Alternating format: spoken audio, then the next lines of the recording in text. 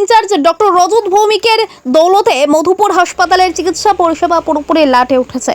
হাসপাতালের বর্তমান চিকিৎসকরা হাসপাতালের ওপিডির চেয়ে প্রাইভেট চেম্বারে অনেক বেশি স্বাচ্ছন্দ্য বোধ করে বলেই অভিযোগ, যার খেসারত দিতে হচ্ছে এলাকার গরিব সাধারণ মানুষজন, খেটে খাওয়া মেহনতি মানুষদের। আয়ুষ্মান কার্ড থাকা সত্ত্বেও হাসপাতালে ভর্তি রোগীদের 2 থেকে 3 হাজার টাকার ওষুধ ক্রয় করতে হচ্ছে বলে অভিযোগ।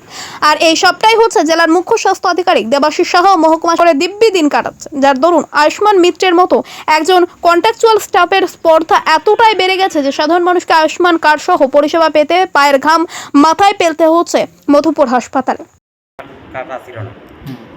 কালকে ভর্তি হওয়ার পরে আমার ডাক্তার জিজ্ঞাসা যে তোমরা আয়ুষ্মান আছে নাকি? আমার আয়ুষ্মান নাই। আয়ুষ্মান নাই বলছে পরে আমার জন্য কইছে আয়ুষ্মান কার্ড এখানে করেন যা হয়ে গেল।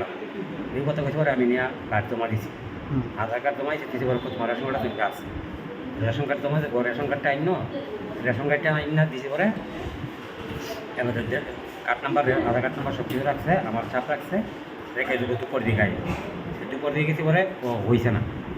ও বিকালে গেছি ওরকম হয়েছে না। কালকে আজকে গেছি গিয়া গিয়ে দাদা আমারটা কী থাক ও হয়েছে না তো। আচ্ছা আয়ো গরম গেছি, আজকে আবার ছবি তুললাম হয়েছে দুপুরে গেছি ওরকম হয়েছে না। বিকাল দিকে যাই তো বিকালে গেছি 4টা গেছে, আমি 4:30 গেছি। মানে 2 দিনের দিনে আজকে পাইছেন আপনি? হ্যাঁ আজকে পাইছি। তো এই 2 দিন ধরে যে আপনার ওষুধপত্র লাগতেছে এটি কই থেকে আনছেন আপনি? আমার নিজের কিনে, মানে দোকান থেকে কিনতে লাগছে? হ্যাঁ। কত টাকার ওষুধ কিনছেন? অনুমানিক 3000 টাকার উপর। আচ্ছা, তো আয়ুষ্মান কার্ডটা কি এন্ট্রি হয়েছে না? না কইছে কার্ডটা দেওয়ার পরে আমি কইছি দাদা আপনার কোনো কাজ নেই, না কোনো কাজ নেই, তুমি নিয়ে জমা দাও দিলই বাস। আমি কার্ডটা দিয়ে করছি, আমি দিছি ডাক্তারের কাছে।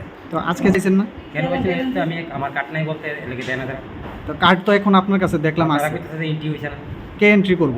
যারা দিছে আমার হ্যাঁ এন্ট্রি করবো। কি কোত্থেকে আপনি পাইছেন এটা? আমি মানে যেটা জমাইছি হ্যাঁ আমার এন্ট্রি করে দিব। মানে আয়ুষ্মান মিত্র? হ্যাঁ।